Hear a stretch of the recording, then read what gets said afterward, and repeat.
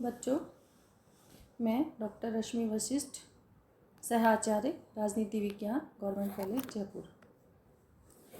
अभी हमने इससे पहले हॉब्स के बारे में जाना और समझा कि हॉब्स ने सामाजिक समझौते का सिद्धांत, मानव स्वभाव, प्राकृतिक अधिकार और कानून के बारे में क्या कहा है। अब हम लॉक के विचारों के बारे में जानेंगे तथा हम ये देखेंगे कि हॉब्स और लॉक के समझौते की तुलना करने का प्रयास करेंगे कि दोनों के विचारों में क्या समानताएं हैं और क्या असमानताएं पाई जाती हैं। हॉब्स और लॉक दोनों ही समझौतेवादी विचारक हैं। यदि हम दोनों ही विचारकों की तुलना करें तो हमें बहुत सारी समानताएं और असमानताएं देखने को मिलती हैं।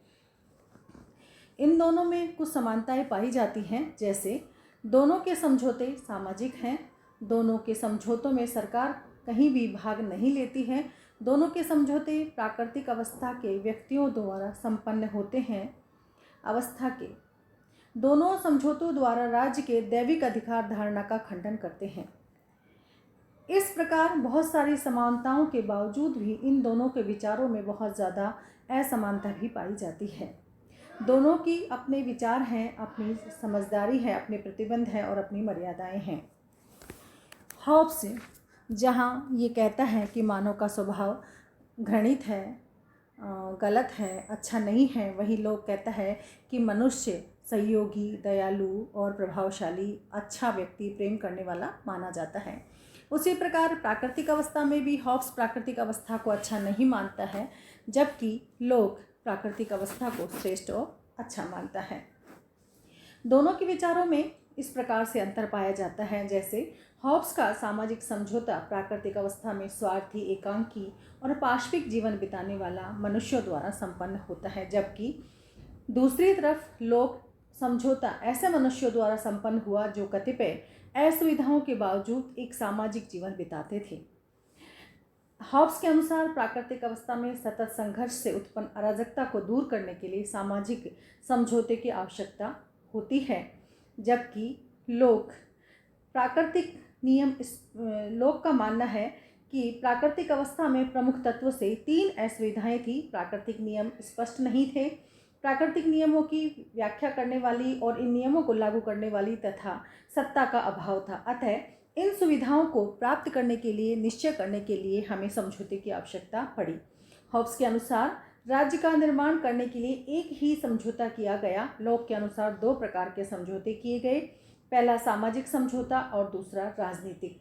पहले समझौते द्वारा समाज की स्थापना हुई और दूसरे समझौते द्वारा सरकार की स्थापना की गई। हॉब्स ने अपने सामाजिक समझौते को एक ऐसी प्राकृतिक अवस्था पर आधारित किया है जिसको ऐतिहासिकता का ठोस प्रमाण नहीं मिलता, अतः उसका समझौता दार्शनिक है, ऐतिहासिक नहीं। लेकिन लॉक का समझौता दार्शनिक होने के साथ साथ एक ऐतिहासिक तथ्य भी पाया जाता है उसके अंदर। हॉब्स ने समझौते की धारणा निरंकुश राजतंत्र का समर्थन किया है, जबकि लॉक ने सीमित अथवा वैधानिक राजतंत्र का। हॉब्स का समझौता जनता की उपेक्षा करता है तथा संप्रभु का पक्ष लेता है।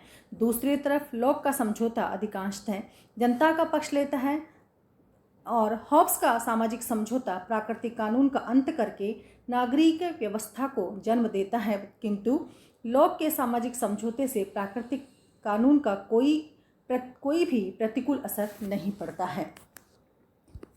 लॉक के सामाजिक समझौते की भी बहुत सारी आलोचनाएं की जाती हैं, उसमें कमियां पाई जाती हैं, जैसे लॉक ने बार बार मूल समझौते शब्द का प्रयोग किया है। ऐसा प्रतीत होता है कि यह समझौता मूल क्या है और 2 प्रकार से किया गया है, लेकिन विचारक ये कहते हैं कि देखने और समझने पर ऐसा प्रतीत होता है कि लॉक का सामाजिक समझौता एक ही है। लोक समझौते का आधार सहमति को मानता है, परंतु इतिहास में ऐसे भी राज्यों का उल्लेख मिलता है जो बल और शक्ति पर आधारित हैं, समझौते पर नहीं। लॉक ने एक और समझौते को सर्वसम्मति से संपन्न कराया, परंतु दूसरी ओर बहुमत के शासन सिद्धांत का समर्थन करता है। लॉक के विचारों में बहुत सारा विरोधाभास पाया जाता है। लॉक के प्राकृतिक अवस्था में जीवन, स्वतंत्रता और संपत्ति के अधिकारों के अस्तित्व को बात कही है। राजनीतिक समाज के निर्माण से पूर्व अधिकारों का अस्तित्व मात्र काल्पनिक हुआ है, ऐसा प्रतीत होता है। लॉक के अनुसार लोक के अपने राज्य की कुछ उसकी अपनी विशेषताएं हैं जो इस प्रकार से पाई जाती हैं। हॉब्स के राज्य की भी अपनी कुछ कमियां, अपनी कुछ विशेषताएं हैं, उसी प्रकार से लोक के राज्य की भी अपनी कुछ विशेषताएं हैं। लोक के अनुसार समझौते द्वारा निर्मित राज्य 3 कार्य करता है। वह प्राकृतिक कानून की व्याख्या द्वारा व्यक्ति के अधिकारों को सुरक्षित करता है। कानून को लागू करते हुए वह शासन का संचालन करता है। राज्य का तीसरा कार्य विधायिका द्वारा बनाए गए कानूनों का उल्लंघन करने वाले अपराधियों को दंड देता है। इस प्रकार यह स्पष्ट है कि लोक का जो राज्य है वह कानून बनाता भी है, निर्मित भी करता है, शासन के द्वारा संचालित भी होते हैं तथा अपराधियों को शासन के नियमों के द्वारा दंड भी दिया जाता है। लोक का राज्य की अपनी कुछ विशेषताएं हैं, अपनी कुछ अच्छाइयाँ हैं। राज्य सहमति पर आधारित है। लोक ने समझौते में केवल उन्हीं व्यक्तियों को शामिल किया है जो समुदाय या राज्य निर्माण के संबंध में सहमत हैं। वह समझौते में शामिल होते हैं और वे सर्वसम्मति से राज्य का निर्माण करते हैं। राज्य जन कल्याण का एक साधन है। लोक की दृष्टि में राज्य कल्याण करने वाली एक संस्था है। राज्य व्यक्ति के लिए है, व्यक्ति राज्य के लिए नहीं है। वह बार बार इस बात पर बल देता है कि शासन का लक्ष्य समुदाय की भलाई करना है। वह इस बात पर बल देता है कि व्यक्ति के जीवन, स्वतंत्रता और संपत्ति की रक्षा करने का एकमात्र जो साधन है वह राज्य है। राज्य के द्वारा ही उसको किया जाना चाहिए। सीमित, उसका राज्य सीमित है, मर्यादित है। लोक राज्य सीमित और मर्यादित है, निरंकुश नहीं है। लोक का राज्य निरंकुश नहीं है क्योंकि वह उस पर बहुत सारी सीमाएं लगाता है। वह सत्ता या अधिकार न्यास के रूप में कुछ विशेष विषयों को देशों की पूर्ति के लिए दिया जाता है। मनुष्यों को द्वारा राज्य के निर्माण का उद्देश्य संपत्ति का संरक्षण है। इसी प्रकार राज्य अपनी समुची शक्ति, अधिकारों का प्रयोग केवल नागरिकों के अधिकारों की रक्षा, इनके हित और उनकी भलाई के लिए करता है। वह धन का जिस प्रकार एक ट्रस्टी धन का दुरुपयोग करता है और उसे अपने पद से हटना पड़ता है, उसी प्रकार से राजसत्ता भी यदि अपने अधिकार और कर्तव्यों का प्रयोग गलत तरीके से करती है तो उसे अपने पद से हटना पड़ता है। वैधानिक राज्य, लोक का जो राज्य है वह मर्यादित है, सीमाओं में रहने वाला है, विधि के शासन को अपनाया गया है। इस प्रकार से वह एक वैधानिक राज्य है। जहाँ मनुष्य अनिश्चित, अज्ञात एवं स्वेच्छाचारी इच्छाओं के अधीन रहते हैं, वहाँ उन्हें राजनीतिक स्वतंत्रता प्राप्त नहीं हो सकती है। लोक राज्य में विधि को सर्वाधिक महत्वपूर्ण मानता है और शासक एवं शासित दोनों को समान रूप से उचित विधियों के पालन का निर्देश देता है। लोक के स्वयं के अपने शब्दों में जहाँ कानून का अंत होता है वहाँ अत्याचार प्रारंभ हो जाता है। वैधानिक राज्य का विचार लोक का अपनी ही देन है, उसका बहुत बड़ा विचार है। सहिष्णु राज्य, लोक राज्य की अपना एक विशेष सहिष्णुता है। उसका उद्देश्य राज्य के एक धर्म सहिष्णु राज्य से है जो धार्मिक मामलों में हस्तक्षेप नहीं करता है। यह विभिन्न धर्मों का आदर करता है।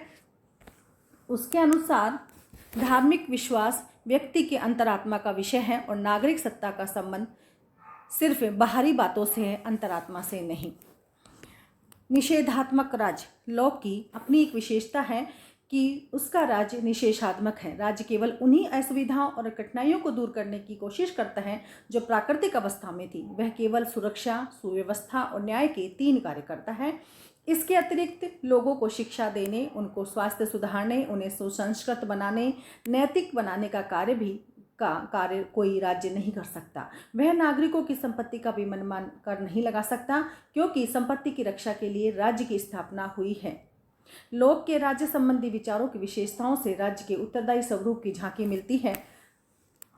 लोक का राज्य उदारवादी है क्योंकि वह जन सहमति पर आधारित है, जन कल्याण का एक साधन है। वह सीमित है, वैधानिक है, सहिष्णु है और निषेधात्मक राज्य है। इस प्रकार से लोक का राज्य सर्वश्रेष्ठ, अच्छा, वैधानिक और विधि को मानने वाला राज्य है।